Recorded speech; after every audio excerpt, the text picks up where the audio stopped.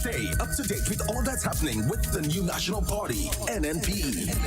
Send us a message via text or WhatsApp on 405-8683 with your name, email, and constituency. Stay in the know with NNP. Get updated. My enemies' walls are bound to crumble, and to the floor their spears will fall. I've been made and sealed with love, but time to battle, I'll fight them all. I felt the whips and remember chains, but my soul has been forged by my father's flames. Fight your fears and heal your pain, and victory will be in your name. I used to be weak, but I'm not weak no more. I found the strength of my ancestors deep down in my African core. I used to be frightened, I'm not afraid no more. The Father blessed me with the heart of a lion and a warrior soul. So no weapon that form against I shall not prevail. And no man that rise against I, that war they shall never win. Cause I will conquer, oh I will conquer, yes I will conquer them. Come on, let's conquer, oh I will conquer, rise up and conquer them. Tell them no retreat, no surrender. I shall fight till the end of days. I was born as a Makai warrior, and the Almighty God my blade. Fire burn all Satan carrier. Father loose all shackles and chain. This morning first thing as I wake up, King David turns Sam to the brain. Don't let your courage go down, keep it up. And if your heart rip up and stitch it up, don't let your faith them fall, pick it up. When my cup was empty, God fill it up. Don't take the devil contract, rip it up. And if your bad mind people, you go meet it up. Pass me the Congo drum and let me beat it up. God on my side, me no give it up. No weapon that form against I shall not prevail. And no man that rise against I, that war they shall never win. Because I will conquer, oh I will conquer, yes I will conquer them. Come on, let's conquer, oh I will conquer, rise up and conquer them. Thank you, Father. I want to say thank you, Lord. You're everything, Father. Thank you. Father, you alone shall guide me. No man shall lead my path. In the wind I hear your quiet whispers, and you heal my broken heart. Even some of my friends turn enemies, and they pray for right to feel. And remember you gave us your only begotten son, but we gave him the wound of life. Send down your warriors with the hello. They carry down to the end of days. No matter how the devil try trick me, unto you my soul I will give. Father, I know this time is coming. I can see the high tide raise. Without you there is no other. Could it be that we the my soul? No weapon that form against I shall not prevail. And no man that rise against I, that war they shall never win. Because I will conquer, oh I will conquer, yes I will conquer them. Come on, let's conquer, oh I will conquer, rise up and conquer them. I am a man. I am a champion. I am a warrior. So who are you to tell me that I cannot make? Who are you to tell me that I am not the greatest thing that God ever created? Good morning, Grenada, Carriacou, and PT Martinique. You're listening to Hard Talk Grenada. A very special good morning to those of you joining us on 97.5 CitysoundFM, 89.5 CRFM, 91.9 and 91.5 RealFM Radio, 92.9 Sister Al Radio broadcasting from Hillsborough, Carriacou, and of course 94.9 We Noise Radio out there in Brooklyn, New York. A very special good morning to those of you joining us on the live video feed feed, whether it's on Facebook, YouTube, Instagram, wherever you may be. A special good morning to you. It is a beautiful, beautiful morning in the Spice Isle of Grenada. Even though we have a little bit of rain coming down, it's still a beautiful morning, and it is All Year's Eve. All Year's night, All Year's day. We have to, of course, start putting our plans together, to keep in mind what we are going to do for the upcoming year, Matter of fact, you should have already had that plan in place. What are you going to do? What do you stand to accomplish in the new year? Where do you want to see yourself in 2021, despite all of the challenges of 2020? 2020 has taught us a lot of things. It has taught us that life is unpredictable, that health is most important, that family must be kept dear, and that things are not always as they seem. So we have to start putting plans in place. We have to start preparing ourselves for the future, start preparing for the unexpected. So when it does arrive, it doesn't hit us too hard. But it is a wonderful, wonderful day on the last day of the year 2020. And I know most of us are saying good riddance to 2020. It's been a hard year, so we don't have much that we really want to look back on when we think of 2020. But of course, we have to look at the lessons that we were taught, and we have to use those lessons to help us mold the future, which is the upcoming year of 2021. Now, guys, as I promised you, we are going to have an interview this morning with two ministers, the Minister Honorable Gregory BOWEN and, of course, Minister Oliver Joseph, who would be joining us by phone. He'll be joining us by phone this morning, so we can continue to discuss what we refer to as the Grenlick saga, right? What is happening, how things have transpired, why we are in the place that we are in now, because that's important as well. Why are we here? And of course, how do we move forward? How does this move benefit us as a people and benefit the country economically? So these are the things that we want to look at. These are the questions that we want answered. So we will have them speaking on the matter. Remember, we are going to take calls, but it would be later down in the program, as we are to facilitate Minister Oliver Joseph on the phone to, speak about the economic effects of this move on Grenada and what it means for us. So write your questions down, keep them on a pad close by, so that when you do get the opportunity to make that call, that it doesn't slip your mind what you want to say. All right? So please keep that in the back of your mind. So we're awaiting the call from our minister. And of course, I just want to remind you that when we do this, we are doing this respectably. And we are doing this keeping in mind that your opinions are just that, your opinions. Facts cannot be disputed, but your opinion of something is not fact. We're trying to remember that today, all right? So with that in mind, we're going to take a short break while I welcome the Honorable Minister Gregory BOWEN into the studio so that we can begin the interview, and we'll be right back. Stay tuned and pay very close attention. Droplets that are produced when someone coughs or sneezes, which makes it easy to spread between people in close contact.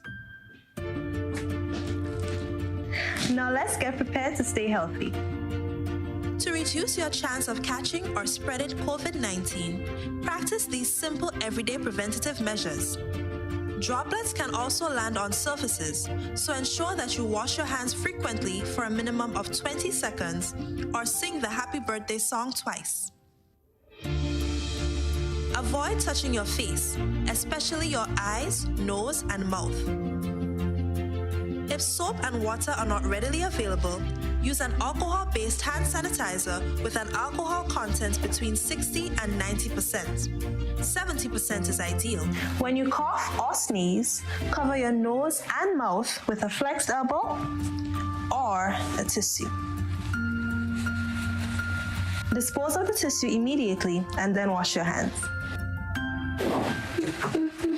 sneeze. If you notice someone has a fever and cough or other symptoms of respiratory illness, avoid close contact when possible. Let's all do our part to ensure that each and every Grenadian remains healthy. Our health is our collective responsibility. The government. All right, guys, and we are back. And as promised, we have sitting in studio with us the Honorable Gregory BOWEN, who will be giving us a rundown, basically. I mean, it's been a busy morning for them. He's been on WeiVybz, he's been on RealFM, and he's sitting here with us this morning. And tonight, I believe you would be on WeiVybz again at 7. At 7 tonight. All right? You along with Minister Joseph, of course. So good morning, Minister BOWEN. How are you? Compliments for the season, because I don't think I've seen you for the season as yet. Yeah, good morning to you, and good morning to the listening and the viewing. And the viewing. Public. Yes. I want to take this opportunity to wish everybody a holy and happy season and a very productive and fruitful 2021. Wonderful. That's the way to go. So the year is ending with a bang.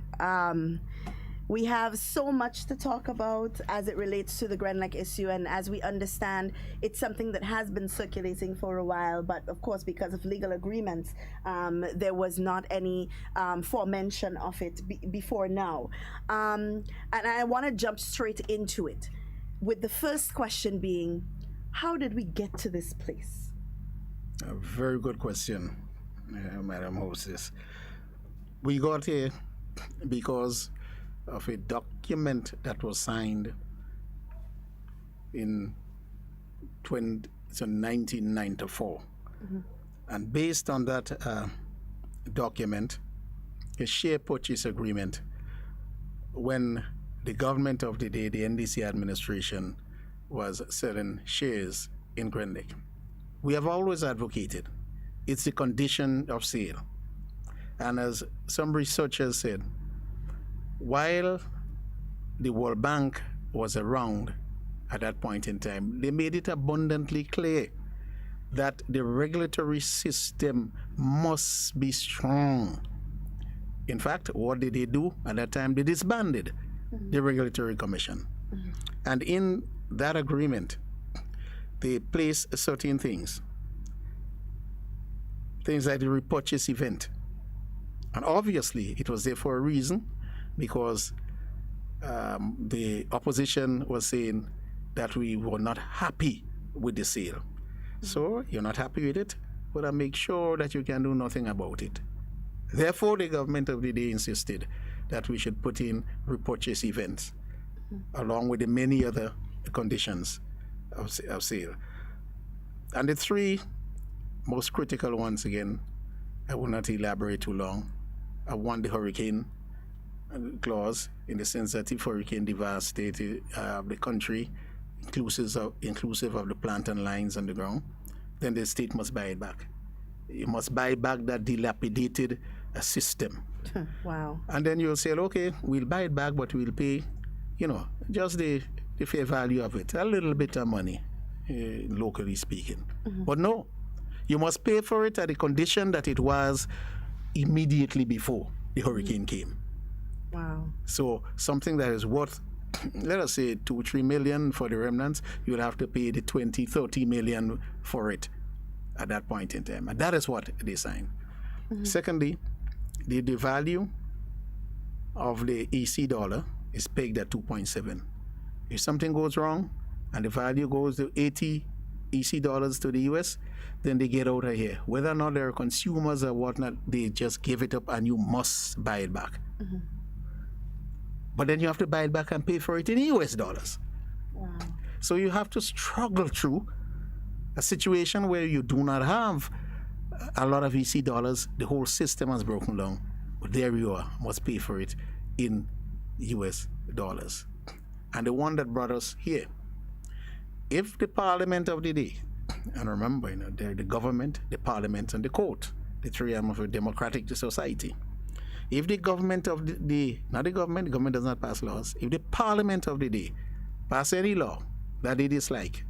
And they will dislike it if it impinges and put some restriction on the action. They will dislike it. They love it if it increases the rates. Right. So they would not ask you to buy it back then. Right. But the law we passed was liberalization, in the sense where other people could come and generate electricity. Right. And the idea was these people will come, and the idea still is, and they will go into generating plant. So they'll produce the current, but they would not run lines to your home at all. They will sell the current to GRENLEC, as done worldwide, and then GRENLEC will continue to distribute it. Right. Now, we pass the laws and take into consideration that at what price will these people sell to GRENLEC? GRENLEC will either say, I'm not buying, or pay me X, Y, Z. The Public Utilities Regulatory Commission will dictate the price, and they have method for you to do it. The company GRENLEC, it doesn't matter who owns it, they will always be allowed to make a return on the investment. In other words, they'll make a profit, but not a profit of 20, 30, 40% that will kill the customer. You look at what companies make in the electricity sector, and the Public Utilities Regulatory Commission will say, we'll watch your book, and if it is 8%, we'll allow you to make 8%. Right. Now, there we are, we passed the laws liberalizing the sector and allowing certain things to happen with the Regulatory Commission. They will set the rates. WIVYZ said, nobody's setting any rates for me. I'm getting out of here, and therefore, you have to buy it back. Right. So we have to get it clear to the public, and I think they're coming around to this, is the government did not go to court to take back the shares. Right. You had no intention of taking back the shares. Well, they came to us on many occasions, and we tell them we're not interested, sell to a third party. Right. We have to give permission to the third party, but go and negotiate and sell to that party. The party will come in and will amend the conditions so that they will operate under the regulatory system. And when they saw that, that's when they went to the court, the International Center for the Settlement of Investment Dispute, under what the NDC regime signed in 1994. And a part of what they signed to was the way you will pay for the shares. Right. Everyone will expect, well, if they're forcing you to buy it back, you'll pay the fair value for it.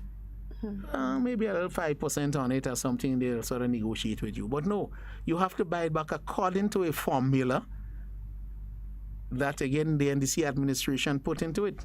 Right. And that formula worked out to be 2.5 times minimum what the real value is. Take, for example, in 1994, when they came into it, 1 year later, they paid 15 million.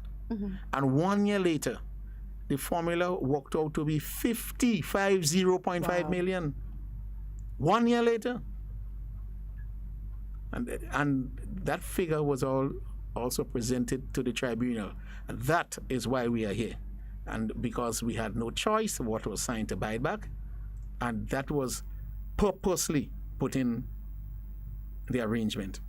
Wow. So let me see if I could, because I like to simplify, not only for my understanding, but of course for others who are listening as well.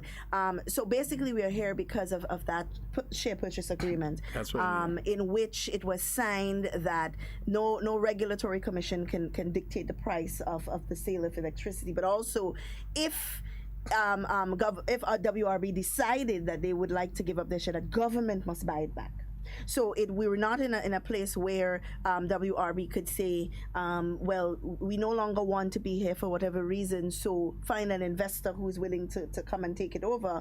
The government themselves have to come up with that capital based on a formula that is dictated within that share purchase agreement that is way more than its actual price or worth. Exactly. Now, if they got up one day and they said, I want to sell to a person, they could come to us and we go to that person. But in the situation of the repurchase event, when you pass the law, if the currency devalue, etc., they come and they mandate that you buy it back. Okay. You have no choice, no other person. You, the government, must buy it back. Must buy it back. Okay. Now we've heard a lot of talk surrounding the monies paid for this purchase of the shares, and I don't want to linger too much on it, but I want it to be explained to the general public again, where the funding came from in order to pay Grenada that money, because we do have people who are making it seem as if government did something illegal by not going back to Parliament to approve funding for something like this. Okay, well, that aspect of not so much where the money came from in terms of the cash and so forth, but the approval process. Yes, we expect that the Permanent Secretary of the Ministry of Finance should come and spend 20 minutes with the general public. And with government rules and so forth, few people understand it. A lot of private sector persons come in and they don't do too well. Right. When Parliament approves a budget, they approve certain capital works that will allow for growth in the economy and so forth, and they approve for recurrent work, recurrent expenditure. Right. We have an arrangement under the regime that we agree to, self-imposed, that not more than a certain amount of sum of the GDP of the country can be spent on recurrent expenditure, can be spent on personal emoluments, wages, salaries, pension, etc. But on capital, there is no restriction. Right. So once Parliament approves this, we can move with what Parliament approves. Right. But Parliament cannot approve something in excess of personal emoluments, some 9% of the GDP. Right. In the 2020 budget, Cabinet approved capital projects. Capital projects, the allocation can be interchanged with this. So if you have the capital project to construct a building, we can use that capital project to construct something else or to purchase assets, etc. It's capital in nature. We had a lot of capital work to do in 2020. COVID-19 came and we knew what happened. As a matter of fact, I was still in the Ministry of Construction, Implementation, Infrastructure when we set up the Infrastructure Committee, Resuscitation Committee. We had Dr. Latouche and Nigel Rennick, these persons on it. And the ministry at a point in time worked with the Ministry of Health while we had our projects, but these big projects wanted to be reopened. And we had to go with them, give certificates, look at what they're doing, work with health wardens to ensure that they set up sanitizations and so places for the workers. Right. Now, a government-owned construction projects, they're delayed quite a lot. In that context, we had a significant amount of monies already approved by Parliament, but not spent. Right. The Public Finance Management Act gives the government the authority to interchange within capital.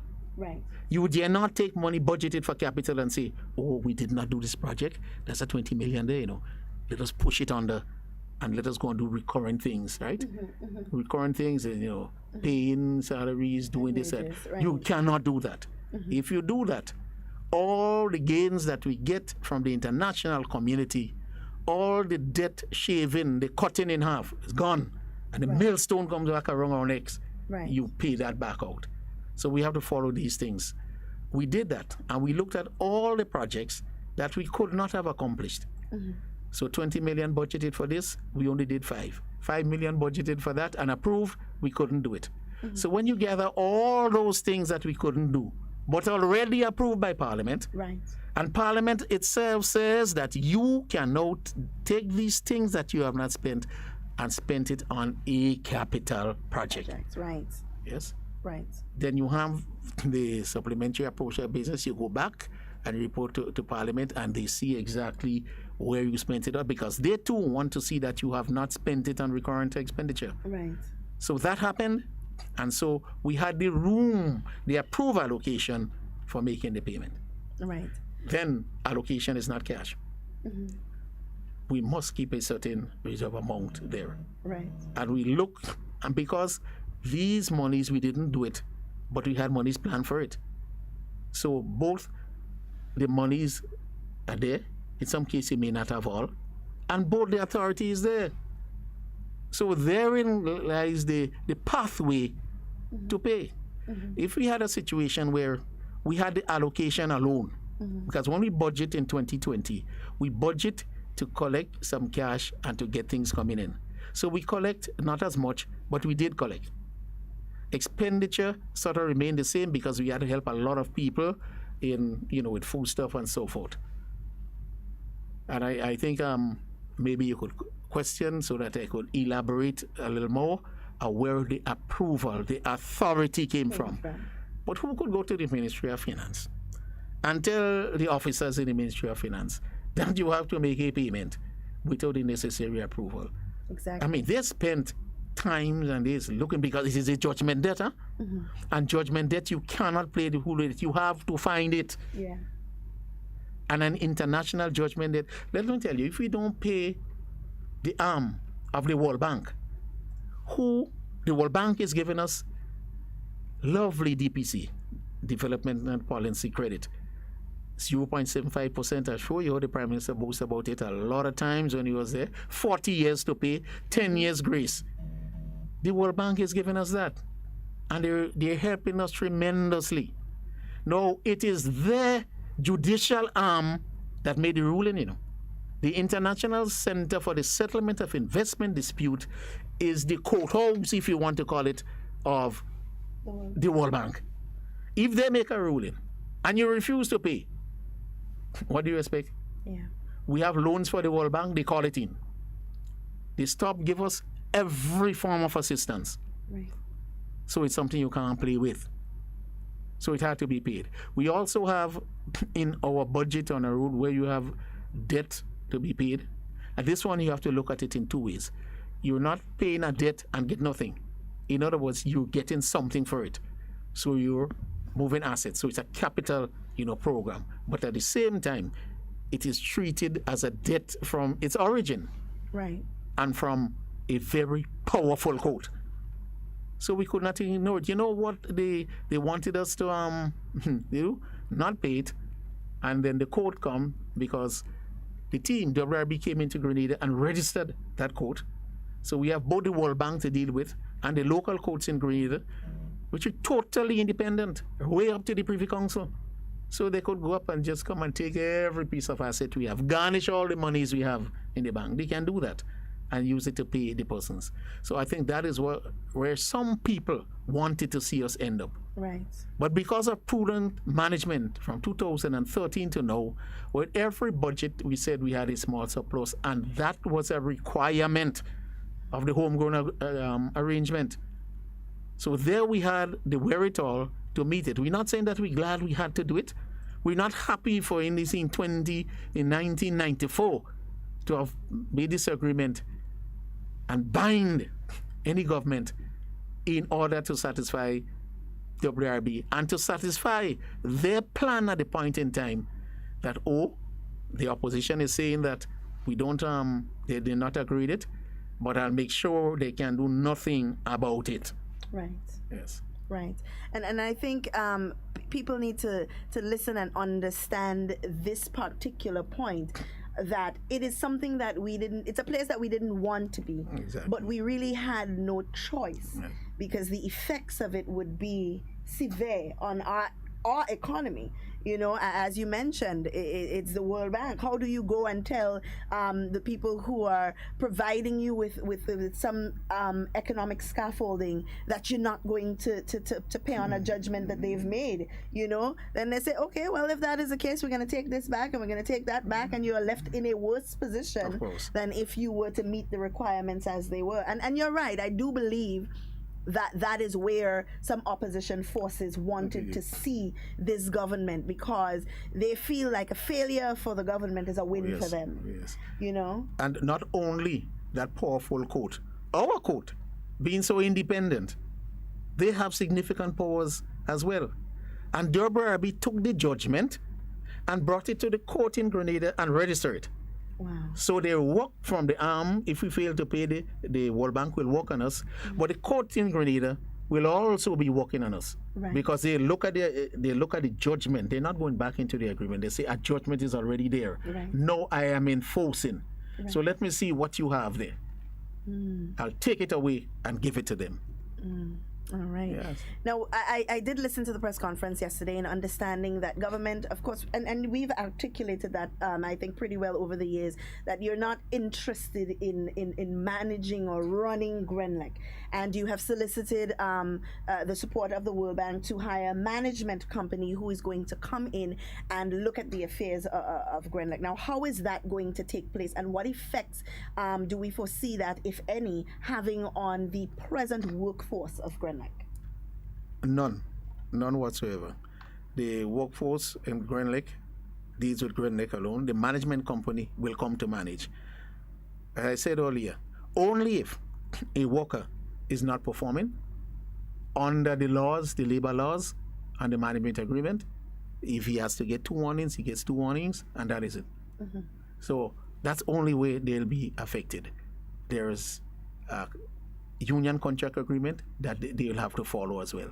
It means they'll come with the experience to ensure that if we invest in GRENLEC in the right sectors, because no investment was made in the plant and so forth, they too must ensure that we follow the 20-35-year plan, of which GRENLEC had, nothing. I don't want to see that. That's not my business. I came here to do this and to extract, and that's all I'll do.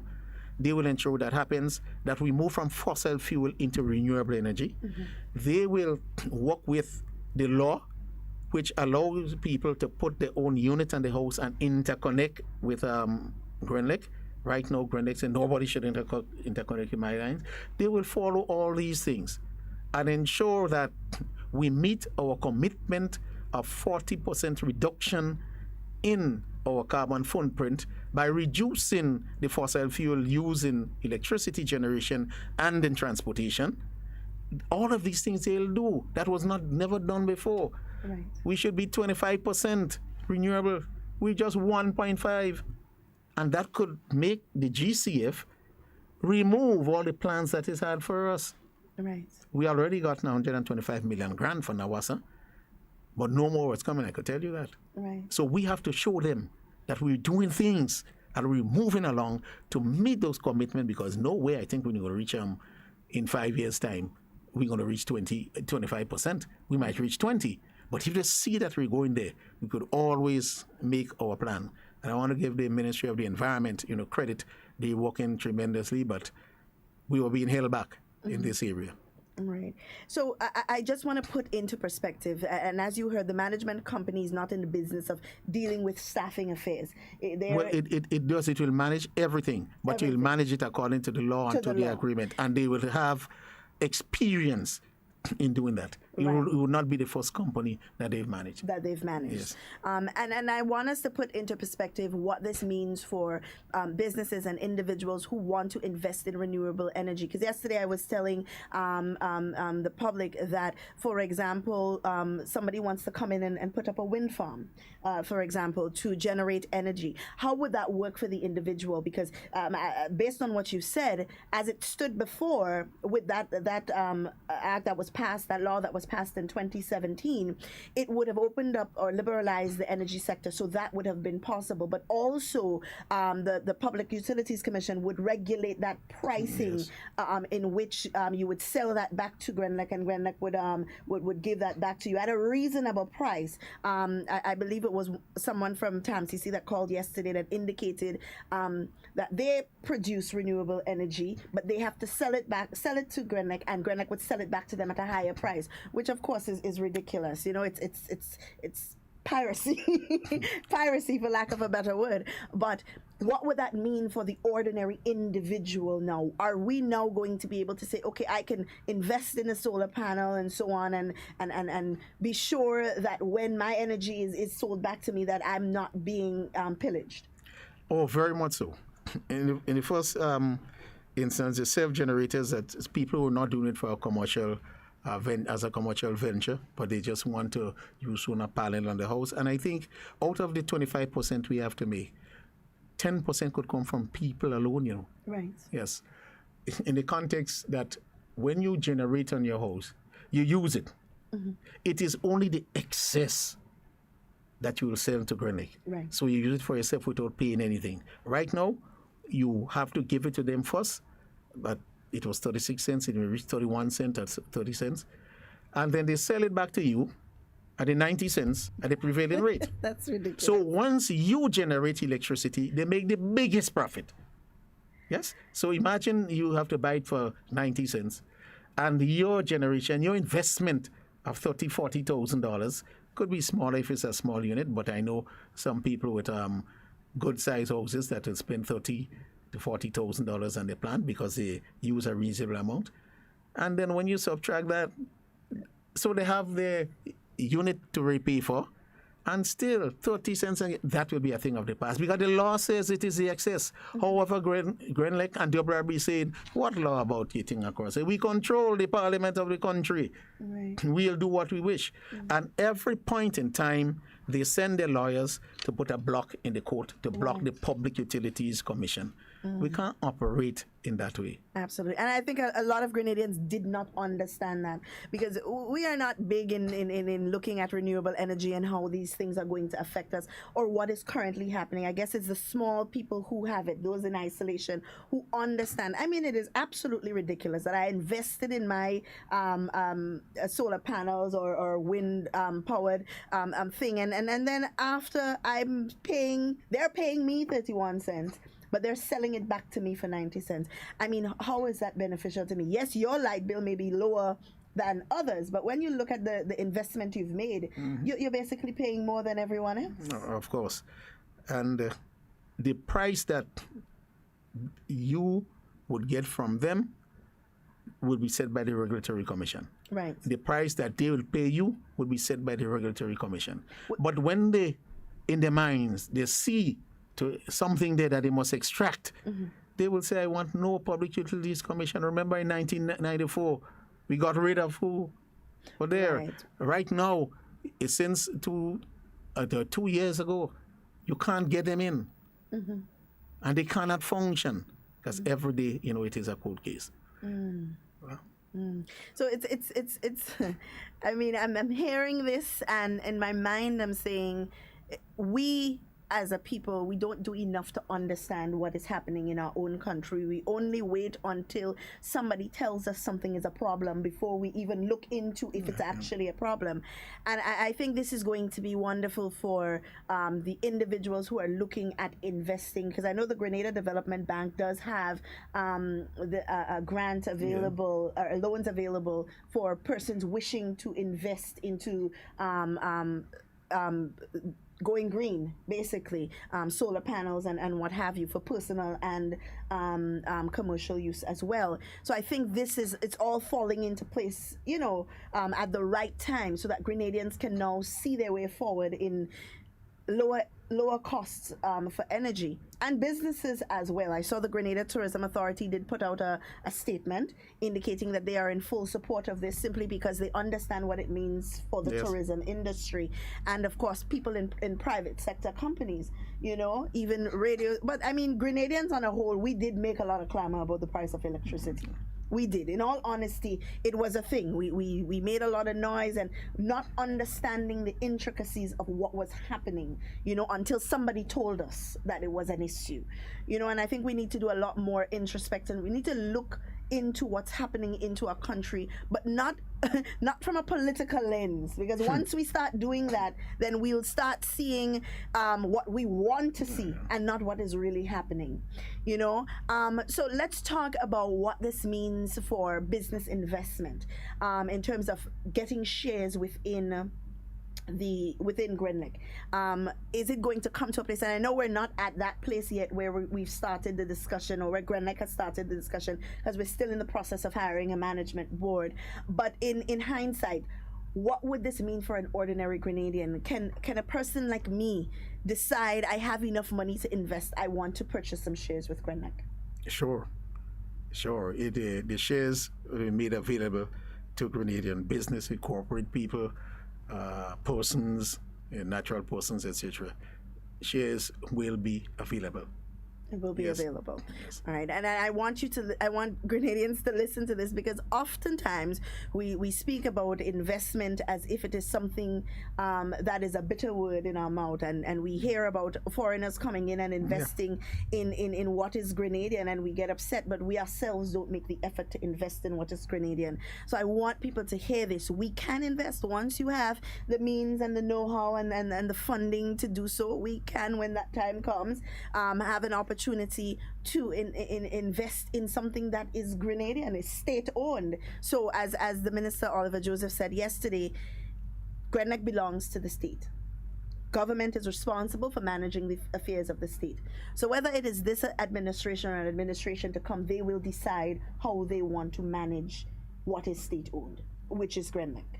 Exactly. Well, in the sense, when it reaches the management, for example, we sold out most of the shares and the Grenadians have the majority. They have to go to the shareholders meeting. They will say how the company, through the directors, is managed. But this is more or less in the extent of all companies. You manage it for the betterment of the company itself and for the shareholders' benefit. What in the energy sector, the government sets policies, and those policies are not set in isolation. They're set in conjunction with the international community, the Green Climate Fund. There are certain commitments that you have to make, etc. We have made a commitment already that we have to move to a certain percentage of renewable vehicles by a certain time. Mm-hmm. That is the hardest part to do, so we did not give as much on that. We might have maybe 40, 50 vehicles by the year 2023 or thereabouts. So we went very slow on that. But because we made this commitment way back, 2008, 2011 again, and now we have a new one to show that we will meet the requirement. But when you buy the shares, you get involved in it. But remember, the laws and the policies must be followed. Must be followed. And that is where WIB did not want to follow the policies. They say, I'm in charge of the country, I'm in charge of policies, so you have to do it this way. So the state says that you can put panels on your house and you can interconnect, and they say, no, you can't do that. Right. And the share purchase agreements give them that power. It gives them, well, until the state really reacted and passed a law. Right. They have to abide by the law. Right. But what the share purchase agreement give them is a recourse that is not just, that was wickedly and purposely put in there. Right. So if you say, well, pay the people the value of the shares plus a 5%, Grenadian might say, well, okay, I don't need the 5% again, but that's not too bad. But when you tell the share purchase formula, say, pay 2.5 times the fair value of the shares. You give them too much power in one place. One place.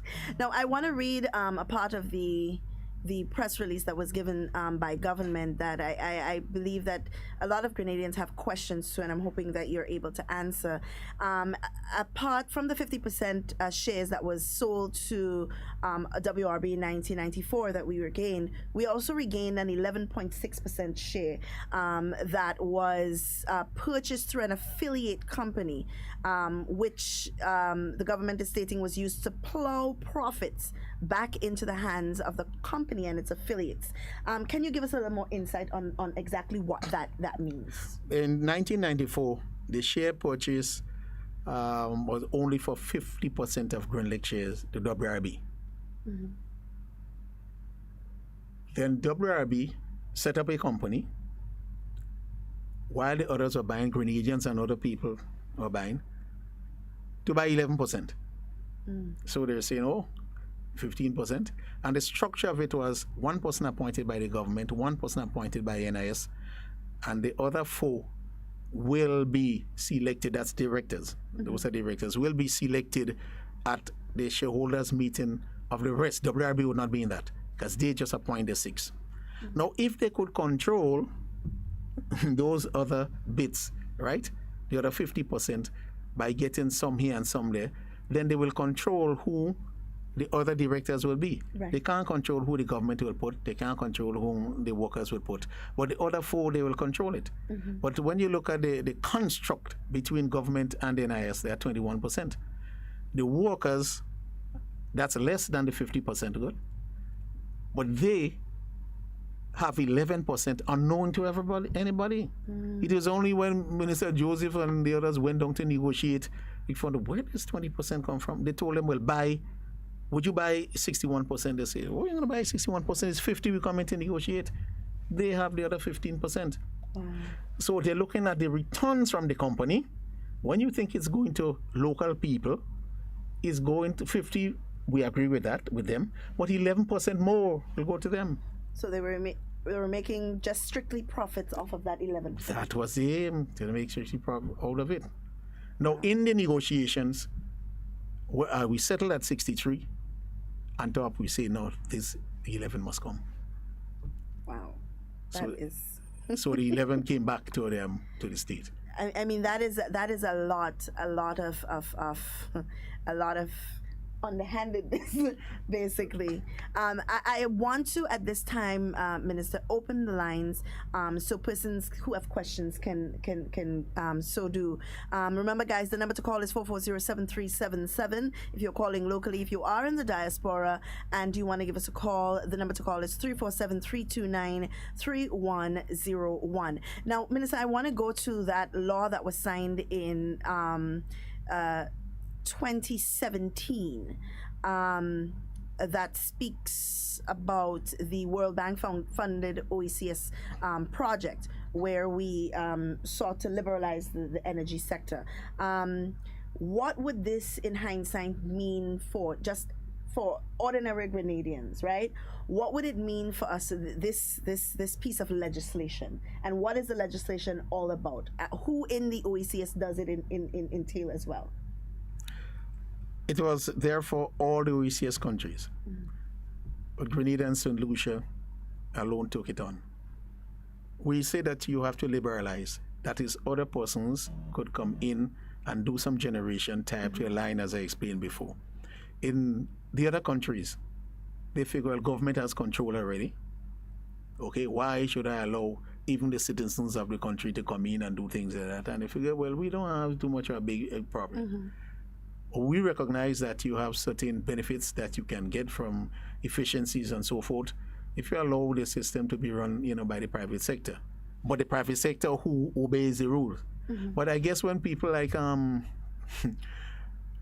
St. Vincent and Dominican areas look at what was happening in Grenada, here you have a person who does not obey the rules, etc. I think that may have turned them off. Right. So only Grenada and St. Lucia went on to do it. And St. Lucia already had a system where you had 5 owners of the power company, each one of them with 20%. Right. The government had 20, I think the NIS they had 20, and with 3 private people had 20%. So they thought, well, yes, we could get some further efficiencies if we allow private people to come in and build a solar plant and we buy from them, etc. We will not have to do all the investment ourselves, and then we could use our funds in other areas. Right. That particular law gave us the wherewithal to develop the POC. It allowed us to develop the legislation that brought us here now and say how some persons will be able to set up plant, the competitive nature. If you have 3 or 4 persons, I want to do 10 megawatts of plant, and you only need 10, then these 3 or 4 persons must compete, and who will give the least price to the grid so that a smaller price will be paid by the consumer. They will win the bid and they will set up the plant and so forth. Right. So it's the Public Utilities Regulatory Commission and how you involve and how you manage and how people act. That's the purpose of the OECS legislation. All right. Well, we had a call on the line. So caller, if you are calling, please try again. And for those of you who are asking about the WhatsApp line, yes, it is available as well, 440-7377. You can send a message or you can give us a call. We have a first caller on the line. Hello, good morning. Hello, good morning. Hi, good morning. And season greetings once again, and to the Minister, Mr. Bowen, Minister of Finance, greetings to you, sir. Thank you very much, and season greetings to you as well. All right. I just wonder, Wayne, a thought that was on my mind, because I think that some of us getting the thing with based on what you were explaining yesterday. You said that the funds, because I think that is what is on everybody's mind, the funds, where the funds came from. But I think I clearly heard you and Mr. Oliver alluding to the fact that it was in the 2020 budget. So what I know about budgeting is that you budget in the year before for the year coming up. So which means that would have been 2019 budget. So I think that is where people are getting kind of confused, saying that this money was in the whole of this year, so wait, come this year. The budget that was read recently by you, sir, as the new Minister of Finance, is for next year. Yes. So I would like for you to elaborate, because I think people are getting tied up, and the propagandists are using that on a sense to derail the actual scenario as to what is going on. Secondly, your involvement back with that particular company back in the days, and Mr. Prime Minister now and such, they're using that narrative also, as it was fail and all sort of, you know, they put it on it. I just wanted to go into more depth as to why it was deemed necessary for that particular government of the day, because clearly it was not NMP. But they are saying no, it was the NMP that signed, and they're doing all sorts of things. Just like the bill which was passed for when ministers, you serve more than one term and what have you, and you serve more than one term. The narrative of it is that only NMP ministers or NMP prime ministers or former prime ministers is serving the 2 terms and getting benefits. There are NEC members who are getting benefits, and the propaganda machine is saying this as if it's only NMP members or former NMP ministers that are getting these lucrative deals, right? So what I'm saying is that please just at least give the public a little more clarity in the enlightenment of what is taking place with this deal, because I honestly believe, I listen to all the people that are talking. I've been to St. Vincent, and trust me, St. Vincent doesn't have a better grade than ours. They don't. Right? I've been to St. Lucia, they don't. What they do is that they subsidize this stuff, and you know that. I know that.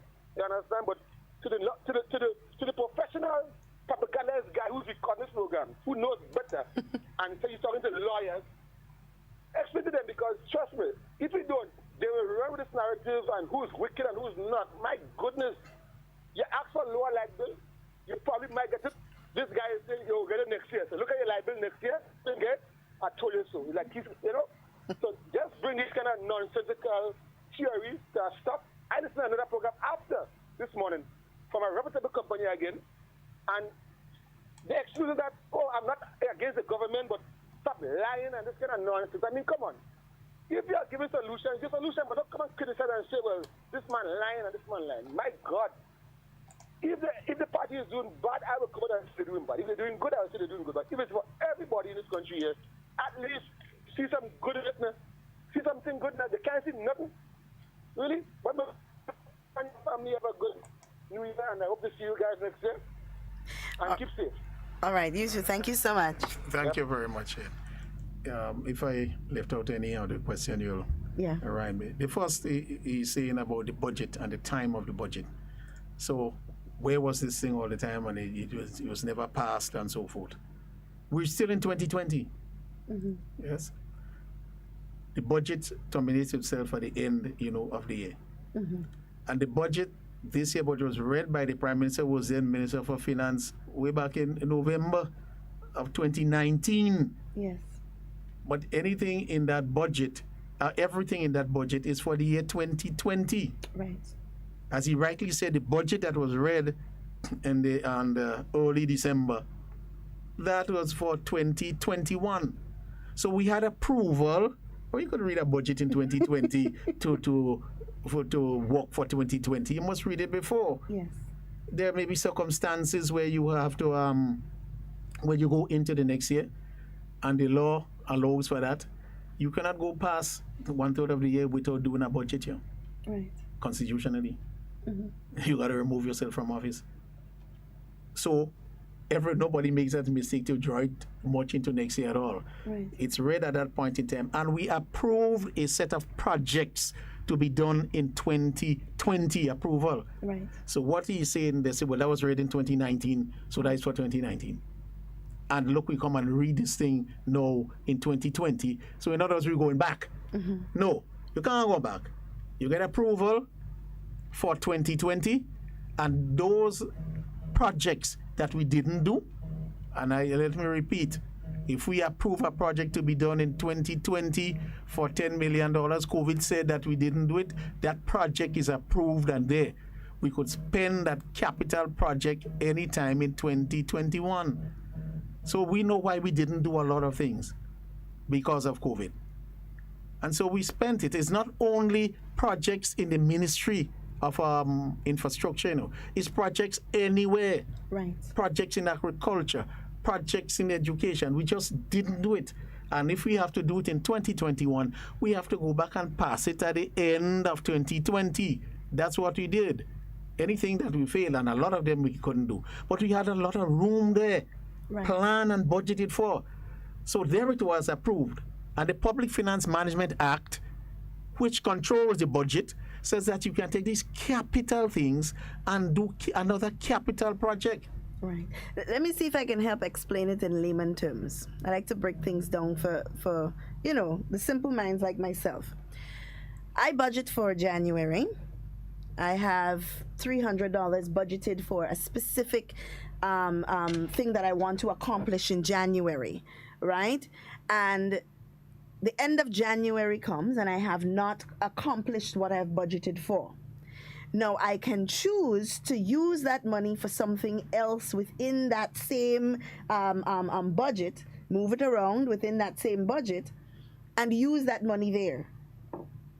Or I can go again to February and decide, okay, I'm going to re-budget in February and include it in February. But the money is available to use within that same bracket, right? I hope I explained it well. So, for example, there are projects, capital projects such as roads and playing fields and so on that need to be done. $100 million has been budgeted for that. The playing fields and the roads have not been done, but the monies have already been approved, and it can be used within capital projects once again because it has already been approved. That is correct. Basically. That is correct. Basically put. So I'm hoping that people understand. So nothing illegal was done. There was no need to go back to the Parliament and approve this because it's under capital projects, yes, and it's already approved for the year 2020. It's already approved. All right, good. I hope people understand now what it means, because there are a lot of propagandists out there making it seem as though there was some illegalities done with the moving around of monies and so on, and it's because people don't really understand that they fall for these kind of propaganda statements. But also he did ask, because they are also saying that with you being a part of the Grenada at the time that it was sold, that it was as a result of NNP's bad management that it had to be sold in the first place. So I want us to add some clarity to that. Well, let me tell you, it was because of the improvement in the company. That is why it was sold. People started to come after it. Remember, we went through from 1985 to 1989 and 1990 the rural electrification program. That is where 48% of the country had electricity. Good. Without any increase in rates, and at a rate way below. We were able to invest a significant sum of money, right, millions of dollars, into the lines and poles and generation, to move from 48% good to 95% of coverage. I remember those days where people for the first time had electricity in their home. In fact, you had the Festival of Lights in Munich. That's the first place we gave electricity. All of that was done. And then the company's profits started to go up, because we had a team there, a team who understands economics and who understands technical things and how you can relay. It's a technical thing, it's a running of the plant that brings the money to be collected up there. If the electricity is not generated, you can't pay for it. So we understood that. And then if you don't have the customers to buy it, basic economics and business. What happened to you? That's why people go to advertise and so, to get the customers. But we saw the three-prong approach. Get the customers at the same time that we move forward. Right. So the profits of the company started to rise. Yes? And it is at that point in time that NDC, game took over. And because they were hard pressed and strapped for cash, that's why they sold the company. You had people like the IMF and them, they didn't know what to do. And they say, I remember the plan there was a lot of the multilaterals saying, well, where am I going to get monies? I'm telling you, if they were not hard pressed for cash, they may not have sold the company. As the company was coming up and making profits. And if you look back to 1993 and at the eras, you will see the significant rise in profits from when we started the rural electricity program, which brought in the customers, basic economics and business. You have to get customers. And then we got the supply to give the customers. So we moved from a significantly difficult stage, yes, without increasing rates. And then there became, and they tripled the rates. They did what they want with it. I mean, if that team had the wherewithal in terms of the rates that were there, no, and then we did not need it anyway. Right. The power company would have been a paradise. For example, now that we are on the onset of load shedding again, the biggest engine has faced catastrophic failure. We had to rent 4 small engines. Now, if we did not rent that 4 small engines, we're in load shedding situation here. We pay $5 million. I'm not against anybody for the decision because we need the power. We paid $5 million for 6 months rental of the equipment. And now we have to replace the one that had failed, 4.8 million euros. Just work at the principle of just 4 euros to, that's nearly 4 by 5, 20 million, a little less, maybe 17, 18 million. We have to get that out now. And when we were telling the population, when the POC came under operation and asked them for your data, they did not give them any data.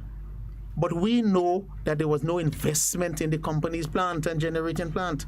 Right. Worse than that, they took out $57 million out of the company that should have been put into the plant. And they pay us a special dividend. A special dividend is when you pay an extra way and above. And we know that the dividends, the regular dividends, that the people are very happy with it, the shareholders. So they took it out because their plan was strip the company bare, force them to buy it back. But worst of all, as soon as they buy it back, 3 to 4 months after, load shedding would start. That was the plan. But you can't fool with the Almighty, Yeah. The Almighty say, I'll make it start before you leave. Yeah. Make these things happen. Why do the plants down there, why are they going down? Because they're not serviced. They're not serviced. And they're not serviced, maybe not because of the workers, but because they did not invest in it. No real Boss, you must invest in new plant. Yeah. You must invest enough in the maintenance, of the system of the plant. Right. But when you not put in the money, when the directors controlled by WRB will not say, we're spending 20 million now on investing. Rather than taking the 57 million, you could invest half of that into new plants and the other half into what you call major and substantial overhaul of what is there. That is, right. They're not at the stage where you can throw them, but you can renew them in a manner. That's where the investment comes. You must invest in the people being trained. Right. So not only people must come from the factory and from the plant, your local people must be able to do that as well. Right. It may cost you $1 million, a couple of million to train them properly, to give them overseas stint at the factory and other places that will have that. You have to pay for that. Right. Investing in plant and investing in personnel is critically important. And any businessman will know that. So that's where we are today. Okay, because when I heard it, it didn't make any sense to me because I don't see why a company like WRB is going to buy over Gren like if it was failing. Exactly. if it was in the red. you don't buy a dying company. Yes, exactly. All right, we have another caller on the line. Hello, good morning. Good morning. Hi, good morning. Can you speak? Hard Talk? Yes, Hard Talk, and you are live. Hello, Hard Talk? Yes, and you are live. Yeah. Mr. Bowen, before he come to all his conclusion, right? Tell us what happened before 1994, and if we ever read the Worrell report on him. Thank you. Have a nice day. All right, thank you. Yes, well, I've started to tell you exactly what happened before 1994. I went back, and you must go back there too.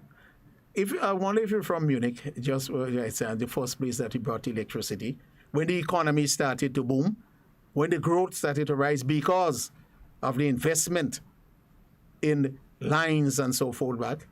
I've read the Worrell report.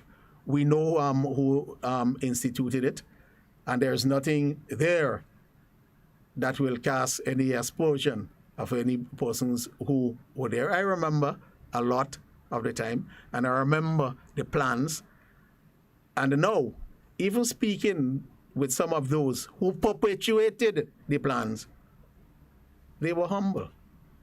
Mm-hmm. And remember that while some people are in the political field and they will do hostile things, as soon as they get out of it, and maybe at that point in time you say they get a conscience, they will talk with you.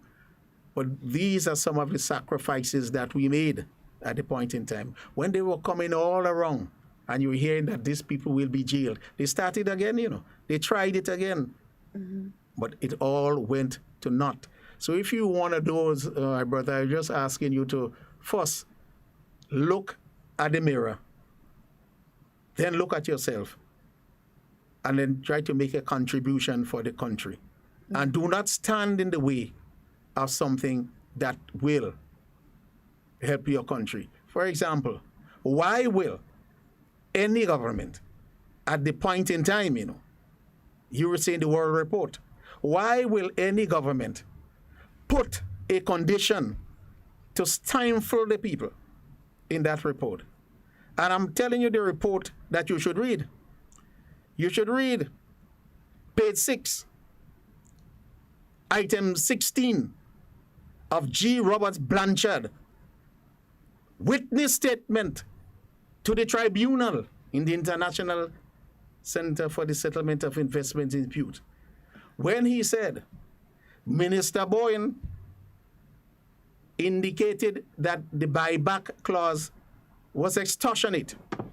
Mm-hmm. But he said, let me tell you, it can't be extortionate when the government of the day insisted that we put that in. We, he said, only agreed to it. And his statement said it as he reluctantly agreed to it. Read that for me and tell me what the NDC did to this country to insist that you put that in, and that you put, my dear fellow, a repurchase formula to give you up to 3 times the rate value. What are you doing to Grenadians? That reminded me of the same persons. I hope you're not included with them, that they were just using you. The same persons who were saying that the airport project, remember that the Chinese will take it over and that we should stop it.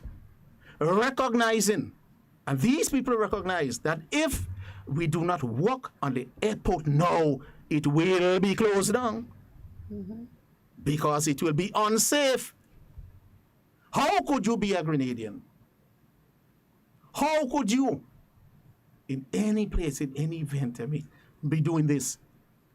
Yeah. Now, I look at the NDC government at the point in time, and I say, no, there's nothing can be agreed. We could be on different political sides, but you cannot support that situation where you want to cripple your country one way or the other. My friend, Grenadians in general, we have people making a sacrifice in order to help the country go forward.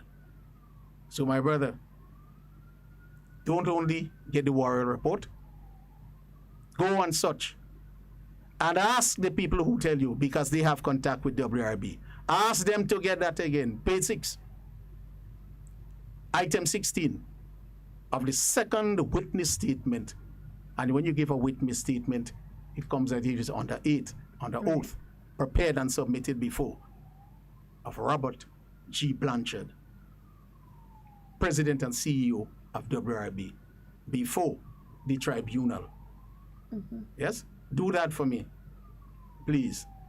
And then come back and ask a second question, please. All right. I have a question on the live. It says, Mr. Bowen, how different is liberating Grenleg to the time when Grentel was liberated? Well, Grentel did not go that far. Maybe it is perhaps the nature of the persons. Yes, what they do, they come and make you sign an agreement that will want to bind the parliament. You have an agreement, and they'll say, well, you can't pass nothing that's there. But a little company in Dominica called Marpin, right?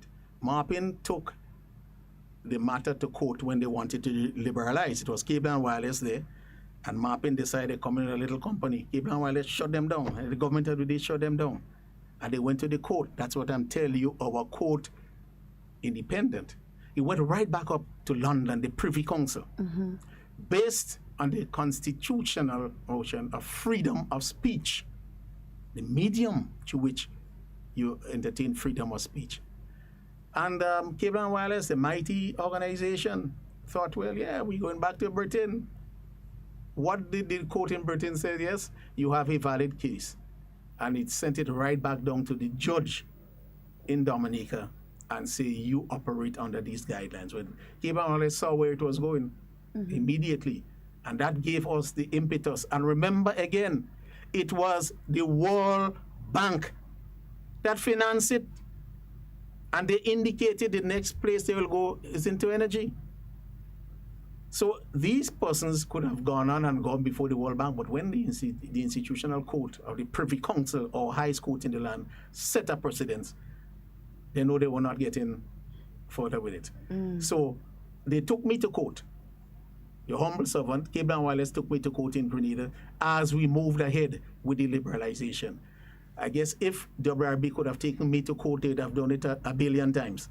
Right. But they decided, well, we'll move up to the International Center, that is the court of the World Bank. So it was similar.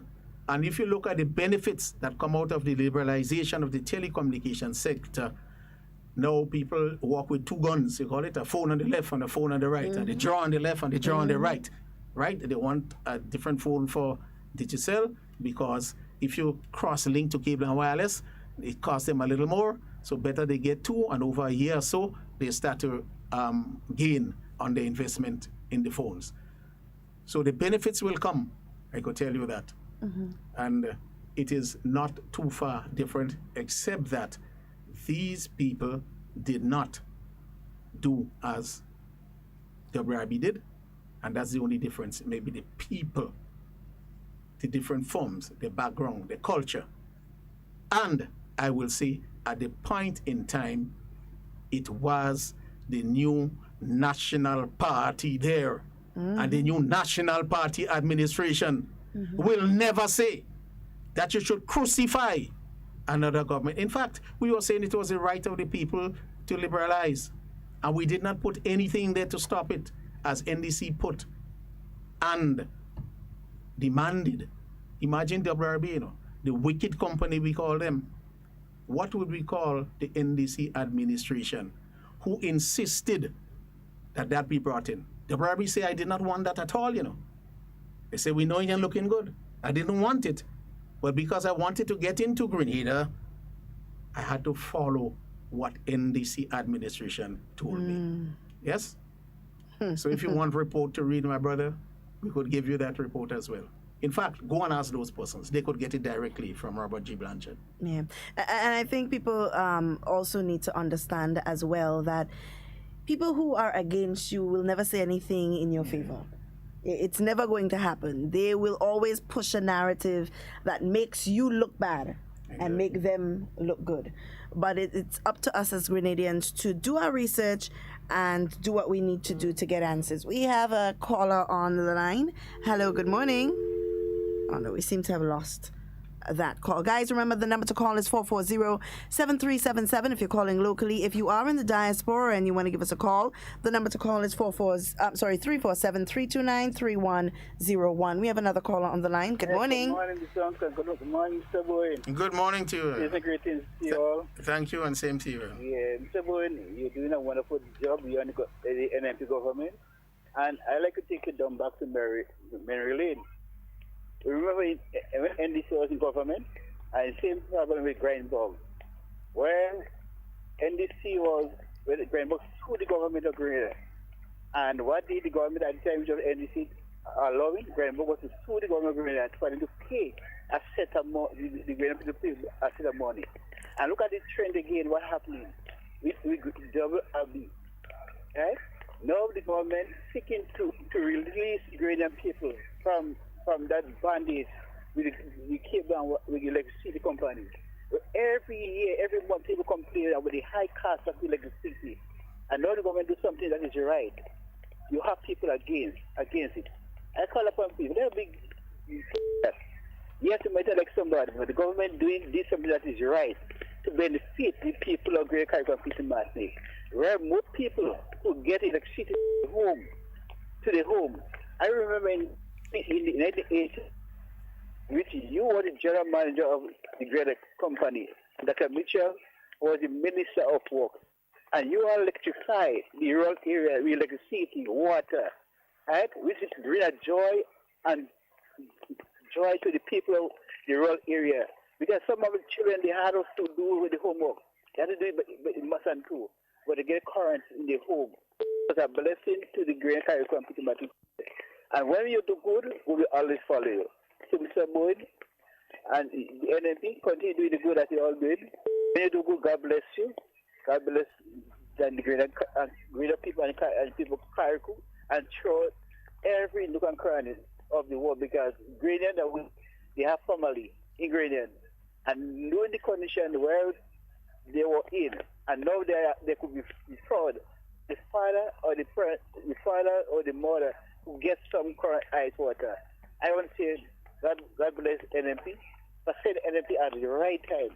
Where NMP is the government that knows to handle the situation.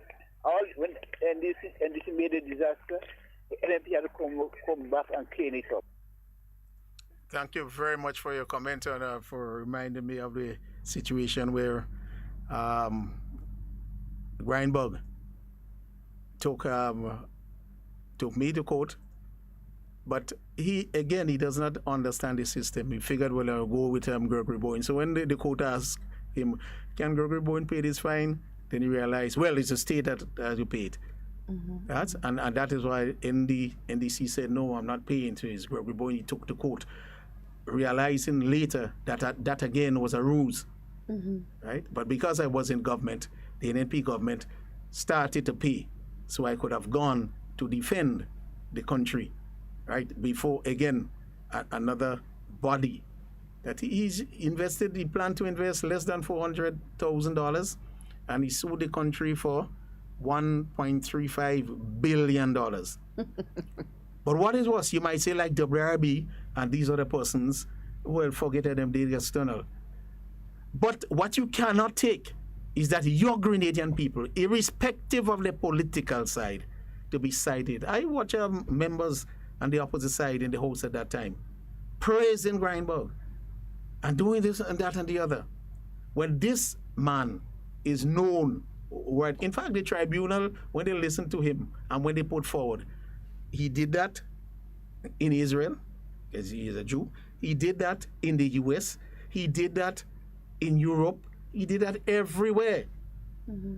Yes? And when I had to go to defend the case again with my own funds, and thank you for reminding me about this, because I believe that when we got back in office, a sum was paid for local representative. That's when NDC didn't pay for it. Right. And the amount, I think our government still has a certain sum for me that I know they will honor. But thank you for reminding me for that, because there are lots of people in the constituency. Maybe I can't ask them for it now. It is COVID time. But as soon as it's there and we come out of the doldrum, they did give the commitment and they gave the letter, to pay the fees to the certain lawyers that I paid them before to refund that. And I took a certain lawyer, and because of that, we defended the case and we defended Grenada. And this thing went up, It left the circuit court and it went high up, so that even the Supreme Court, it's some indirectly, was involved. Right. So thank you for reminding me. But more so is the part that the NDC administration play in gloating that Grenada will have to pay $1.5 billion and having the contact in it. And your humble servant.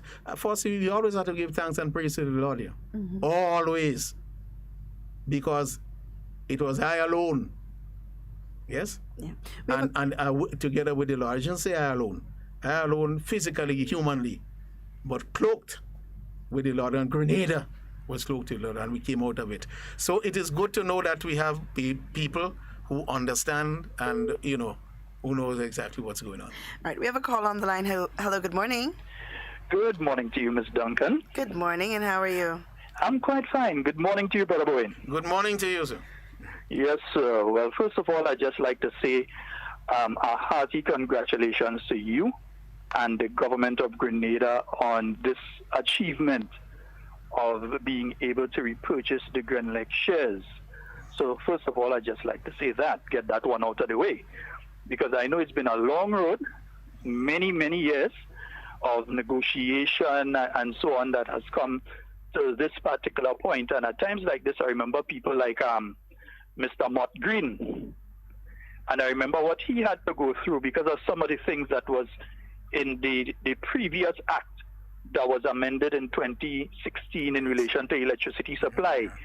Mott Green was the gentleman, if many people remember, I think he died by electrocution, in fact, from the St. Patrick area with the chocolate factory. And I remember years ago, he was attempting to do solar panels and so on to produce electricity, to run his cost of production down. And what happened to him is that he was basically stopped by Grenlec. He was doing something that could have reduced the cost of production so that his product itself could have been sold cheaper. He could have had more people even if he wanted to keep the product at the same cost. And he was prevented from doing that, as many other people around the island who have put solar panels trying to produce electricity and so on. And they were stopped. They were told, no, you can't just go and produce electricity on your own. This is what was contained in the old Electricity Supply Act. Yeah. I think people have to remember that there was a part in that act that said that if Grenlec decide that they want Ms. Duncan piece of land, because Ms. Duncan piece of land could produce electricity, they can use that, it has water flowing through it, so they could use that water and generate electricity. That if Grenlec said they wanted that in the old act that was there, the government of Grenada had to go and seize Ms. Duncan property. They had to pay, so the people of Grenada, the government of Grenada had to pay Ms. Duncan for her property and then hand it over to Grenlec. Yes. That was contained in the old act. There was a lot of things there that had to be changed, that had to come out of that old act. It was not proper, it was not properly done, and therefore it had to be changed. And I think a lot of people who have been making statements need to understand something. And it goes for Grenlec, it goes for COVID-19, it goes for everything. The government of Grenada has a responsibility to protect and to seek the interests of the people of Grenada. WRB had a responsibility to seek their interests as a business and the interests of their shareholders as a business. Government has to seek the interests of each and every one of us. And therefore what government did by being able to repurchase the shares was seek the interests of each and every Grenadian to get the price of electricity down. You have these guest houses all in Lansapine and other areas that had to close down because they weren't able to pay the electricity bill that they had to pay on a monthly basis. It went up into tens of thousands. They were just unable. They had to close. many of the hotel facilities will tell you the tens of thousands of dollars that they have to pay on electricity. Now, this is money that could go back into the business and hire more people, or raise the salary of the staff that working in the hotel, be it the house cleaning, be it whichever section, somebody else could be hired, or the salary could be raised a bit. And now that the shares have been repurchased by the government of Grenada, a feat that, if you listen to the last few months, you realize that many people were saying, and when you say many people on a certain side of the political divide in Grenada were saying, no, they will never be able to repurchase it. It's $200 million. There's no way they would repurchase it. There's no way they would be able to handle that, and no way they would be able to do that, and so on. Then they started the rumor that Chinese, is that such a Chinese that purchase it? Is that such a Chinese that buy it, and so on? And they said to the people of Grenada that they have proof that the Chinese that buy it, we know for a fact it's the Chinese that buy it. Now that they've realized now that the game is up, the information has come out exactly. They're starting to say that government lying. Now, your capital budget was passed last. Maybe some of them don't understand, Minister BOWEN, and I think maybe you have to explain that to them. The difference between what is a capital budget and a recurrent budget, because already I'm hearing several people saying, so they could find the money to purchase Grenlec, but they can't find the money to go now and give teachers, and so now teachers, etc., are on the recurrent side of expenditure. And you cannot take money from the recurrent. Recurrent is your monthly bills. That is like what you pay for. You pay for your rent, or you pay your utility bills, or you pay for different things that come in on a monthly basis, whether it's insurance or whatever comes in on a monthly. That's your recurrent expenditure. Your capital expenditure, the major projects that you wanted to do, that we know we had the virus and the lockdown during 2020, you weren't able to do that. Therefore, the funds from that were available. So you wanted to do a road here, or put up a building there, refurbish a building. You couldn't do that in 2020. It means the money for that was approved last year in the 2020 budget that was read in 2019 December. That money is now available. So people will be able to access that money, but only to use on another capital project. Exactly. So now that you've been able to take that money, shift that money, as you say, you have a 10 million for this particular project. You started it in January or February. By March, you went into lockdown. You may have spent 2 million, you had 8 million there. You could say, okay, we could take some of that and put it towards the repurchase of Grenlec. And now that the shares have been repurchased, it is not a situation that the money that WRB was taking and going into Florida, that money is staying in the Grenadian economy. So the money that you have spent now to repurchase Grenlec is back to the Grenadian people. I keep hearing the narrative pushed by these people, and I thank God every day that these people did not receive an opportunity to return in office in 2013 and 2018, because when you hear them now and their lack of understanding of basic principles, you understand why they destroyed the economy between 2008 and 2013. You understand perfectly, because they have no idea of how to run a country or how to run an economy. It is clear from the utterances of them. They don't even try to make sense. They just throw things out there and say things.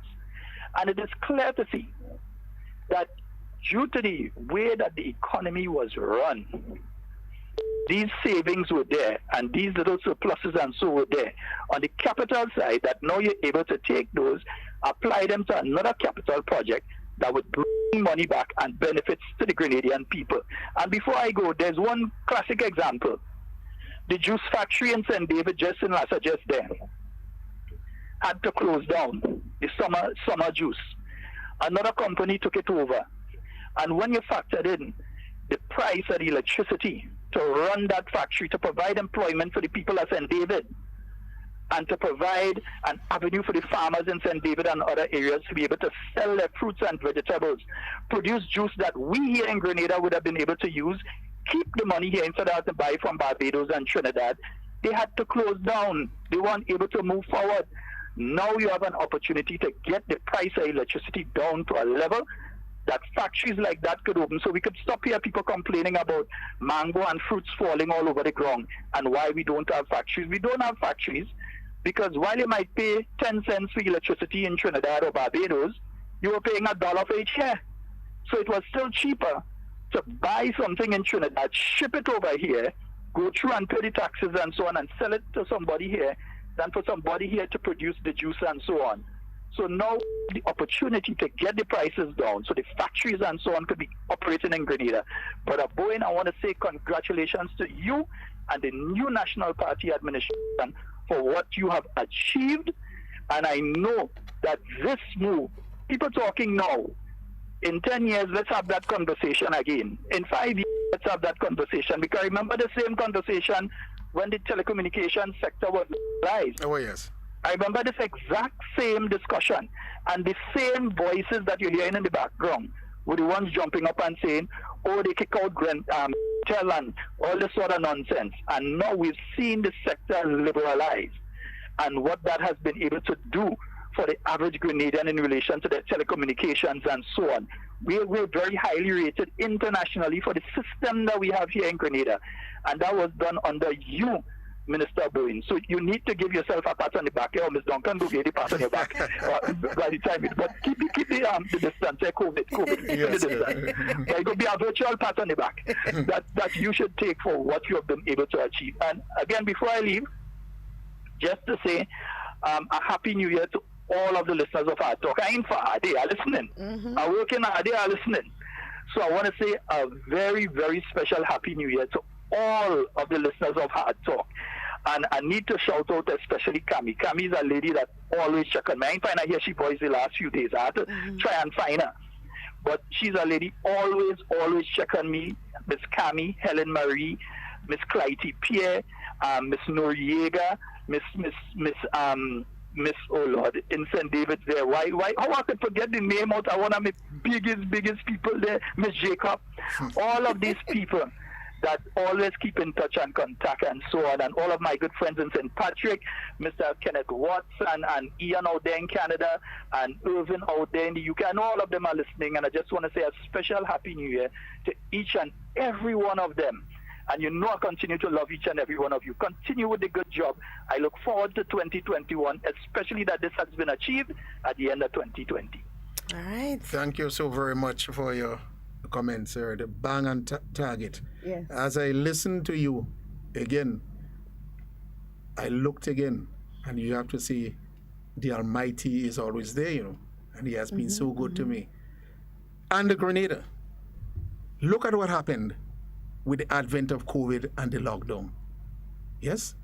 Remember he said when he took his son up to the mountain, Abraham took his son up to the mountain, he said, the Lord shall provide. And when he asked him to kill the son, and he come up there and he looked at the woods and he saw a ram caught by the horn, he said, the Lord shall provide. Put this back into perspective now. COVID is a disaster worldwide. We're not claiming it, but the Lord worked in mighty and unusual ways. He does. It was because of them that projects were not done. And there it was, the opportunity of allocation and the resources there, capital allocation and resources to meet this particular commitment. You look at that now and you say, what, why? Is it by chance? How did it happen?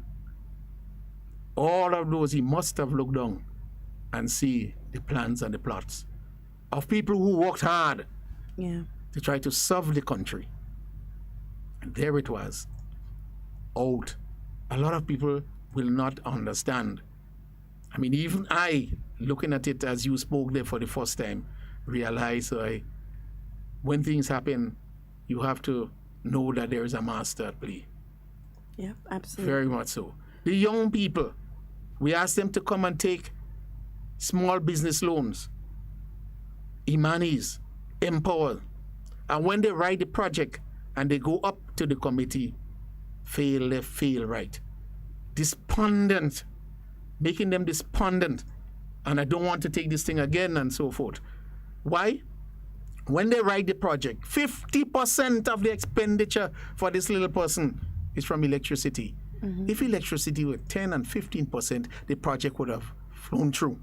Yeah. And these people will be able to take one of their young friends, and every two of them, that will put nearly 500, 1,000 young persons back to work.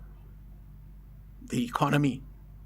I remembered a gentleman, an economist, coming to Grenada, and he said, unless you solve that electricity project, you are going nowhere. Whatever he said it is cost, the economy will benefit quadruple times. And he made that statement, I looked at it. I said, but don't you see what they're asking for? He said, but work the math the other way. And this was a high-level ranking professional from the institutions, right? European Union, World Bank, and so forth. Yeah. And now I see his play. And it gives us the impetus and the drive and the momentum to know that we have to take it from here. The selling of the shares, the management, well, that will be for the shareholders and so forth. But the policy now will have to be, obeyed. There is no agreement there, as Cable and Wireless did, and as WRB and NDC did. We can't blame WRB too much. They stayed very clearly on the oath from where it came. Yes? And we are now out of that doldrum. Nobody is happy with the amounts that you had to pay. But again, when you look at what the Lord provided for you, all we have to do is trust in Him, and we'll catapult from strength to strength.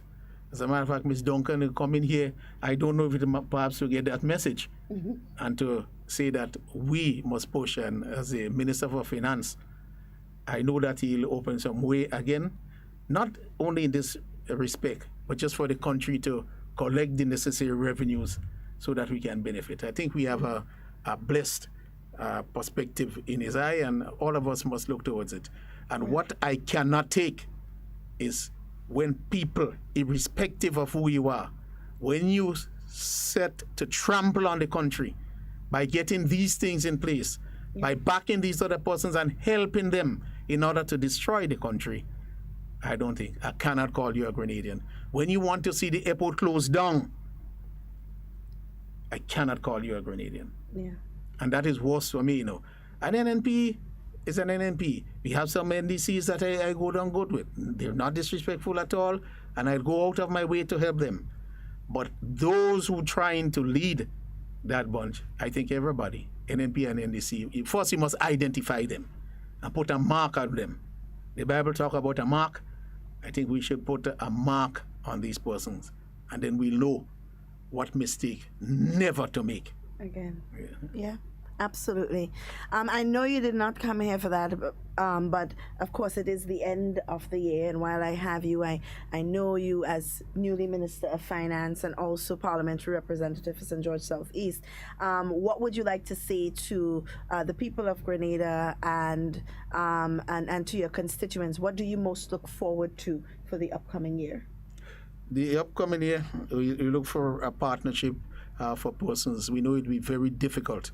And the people of Grenada should support the payment of taxes. We found a lot of loopholes, and some of us trying to do a lot of unsavory things.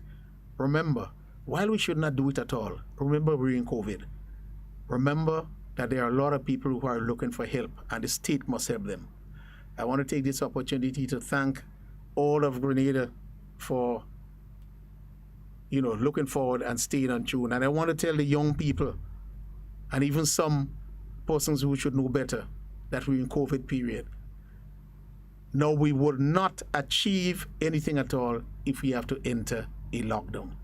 Again, please follow the rules, stay away from negative things, COVID-wise in particular, so that we can benefit, the country can grow, we can collect the revenues, the economy can at least stay afloat so that we can, help our children, our education, the persons who do not have anything to eat.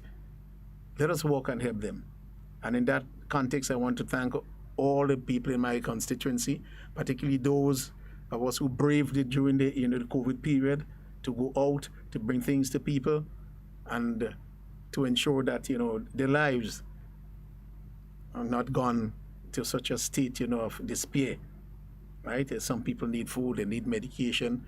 We worked, and the people at the office, the constituency office, we work at all. The party groups and so forth, they definitely work to help. And I think this is happening throughout Grenada, in all our constituencies. So I want to thank all the constituencies and the people who go forward party-wise, and there are a lot of people, who give the religious community. Yeah. When you look at some of the things that the pastors are doing, you say, well, you're following me, I am following you. Mm-hmm. And they try to help, as we do. So I want to ask Grenadians in particular that we have to work together. We have to take on our responsibilities, and we will be the leaders as we are in the region in surviving from COVID. I see again, as if the message came that the Lord say, I'm using this to show you a lesson. I'm merciful to you now. Yeah. Therefore, do what is right. And let us start with doing what is right to Him and to ourselves. Absolutely. And I take this opportunity to wish everybody a very beautiful and productive 2021. All right, great. Well, we'd like to thank you so much for taking the time to come. I know your schedule is quite busy with everything that is happening in your new portfolio and so on, and we'd like to take the time to thank you for taking this opportunity to come here and to explain again to the Grenadian people what this is all about. And funny enough, we are still going to have people who are going to say the negative things, and we are going to have detractors. But I think as a people, what is important is for us to weigh both sides, to look at both sides of the coin, to look at things that seem most logical before you make an analysis, And I want persons to understand why we were in the position that we were in, what brought us to this point, but most importantly, where we go from here and what this means to us as Grenadians. That's the biggest takeaway from all of this. What is this going to mean for us as a Grenadian people in this whole scenario? Not who thought it should have been done this way or that way or the other way. We are way past that point. We move forward now to how we can improve it, how we can benefit from it, and what we can all do as a people to make it better, So we thank you for taking the time to come out and to speak with us. Guys, we have come to the end of our program for today, and this is the last time I'll be speaking to you for the year. So guys, in whatever you say and whatever you do, be safe and be secure. And as I said to you yesterday, you may not be able to change the world, but you may be able to change yourself, and that will make a difference in the world. In whatever you say and whatever you do, be safe, be secure. I want to be talking with you and not about you in 2020. Please enjoy the remainder of your day and stay tuned for the National Report. Have a safe and wonderful and be Grenadian. New Year.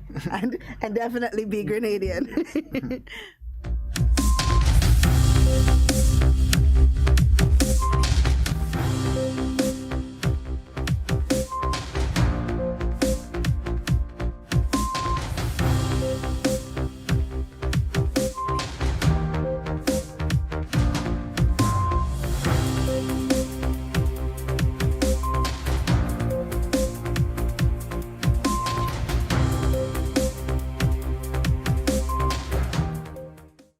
Prime Minister assures there is no change in status of Grenlec workers. We'll have details to this story and more in the National Report.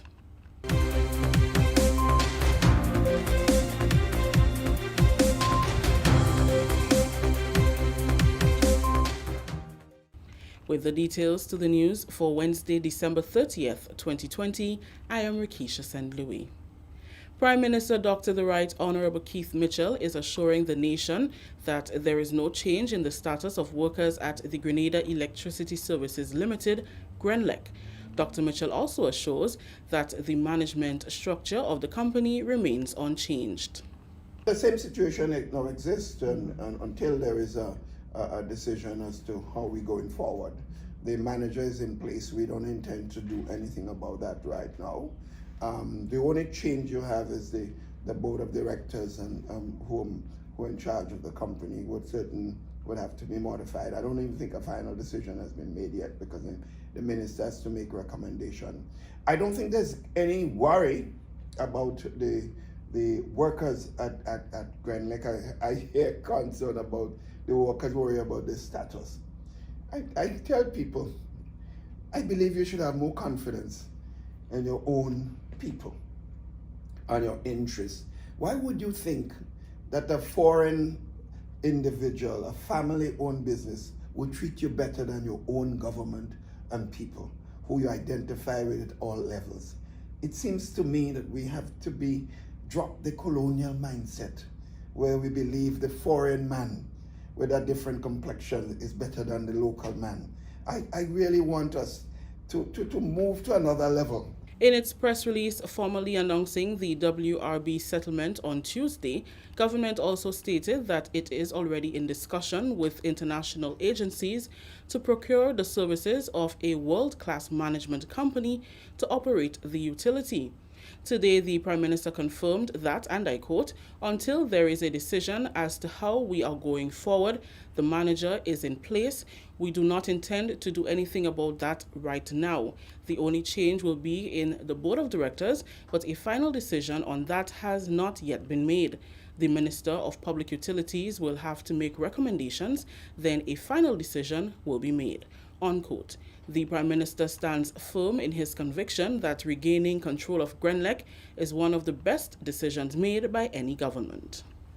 My legacy would be such that the decision on Grenlec, when all the facts have been given, some of the things we could not say before, we will be able to say it now. It will be shown that it would be one of the best decisions made by any government. Because I'm convinced the National Electricity Services, check the history of every country. Grenada was one of the few countries where a family-owned business from outside manage and control a national security asset. They could literally shut down this country and we couldn't do anything about it. Dr. Mitchell stated further that the current administration is not opposed to foreign investment, as it too has divested some national assets. However, he states that the conditions of any privatization of state assets must protect the interest of the people. Dr. Mitchell believes that when the dust is finally settled, government will be praised for regaining control of this national asset, which is not just a simple asset, but a national security asset. Minister for Finance, Public Utilities, Energy, Physical and Economic Development, Honorable Gregory BOWEN, says government's prudent fiscal management from 2013 to the present has contributed to its ability to raise the US $63 million to repurchase shares in the Grenada electricity company Grenlec. Government said in a statement on Tuesday that it has repurchased shares in Grenlec in US $63 million settlement agreement with WRB Enterprises, thereby regaining control of the 50% shares sold to WRB in 1994 and also acquiring the 11.6% shares which WRB had purchased through an affiliate company. Minister BOWEN gave the assurance that the money did not come from any third party of government, but from the government's financial sources, including the capital side of the 2020 budget. During a press conference Wednesday to address the settlement agreement, Minister BOWEN explained that capital expenditure, which is part of government spending that goes into the creation of assets, can be moved around under the rules of the Public Finance Management Act. Minister BOWEN further explained that under the Public Finance Management Act, money cannot be moved from capital expenditure to recurrent expenditure, and the repurchasing of the majority shares in Grenlec is considered a huge capital asset for government, one which is expected to bring tremendous benefit for the country. The finance minister added that the government will have to replenish funds from other government sources. Replenish wherever the source of government funding, and being prudent managers, we are looking to replenish it. So whether it's income from IRD, Inland Revenue Department, or from the customs, or from assets sale, replenishing so that we come back and get a reserve to stage can happen from any source. Whether it's, you want to say, the sale of lands, etc., whether it's Livera, Mount Hartman, or in St. David, where we have two other projects going, sale of lands is sale of lands, it will go back into our reserve. Minister for Foreign Affairs, International Business and CARICOM Affairs, Honorable Oliver Joseph, says government reviewed all capital projects where money was not spent because of the lockdown due to COVID-19 to recoup money for this purpose. And make it very simple. So you are recurrent and you are capital. On the capital side, if the government budget to spend $300 million for the fiscal year 2020 on capital projects, and at the end of the year, only $200 million was spent. Then you have $100 million that was unspent. You look to see if you have the cash, because when you have it in the budget, it's not cash yet. These are budgetary allocation. And at the end of the year, you look through every capital project to see where you did not spend because of the lockdown and the COVID situation. You look to see where you did not spend, and then you see if you have the cash, and that is where the money came from, the savings on the capital side of the budget. Continuing the news, the Ministry of Health has recorded 3 new cases of COVID-19 in Grenada. All 3 cases are connected to employees from the cluster and are so far asymptomatic. 29 more previously positive individuals were medically cleared, bringing Grenada's total active cases to 20. The health team continues active testing to clear other individuals who have passed the incubation period, as well as others who are in some way connected to positive cases, so as to determine their present risk status. Contact tracing efforts are continuously underway, given the prevailing presence of the disease in several communities, where many are quarantined or under isolation. This is the National Report. The news will continue after the break.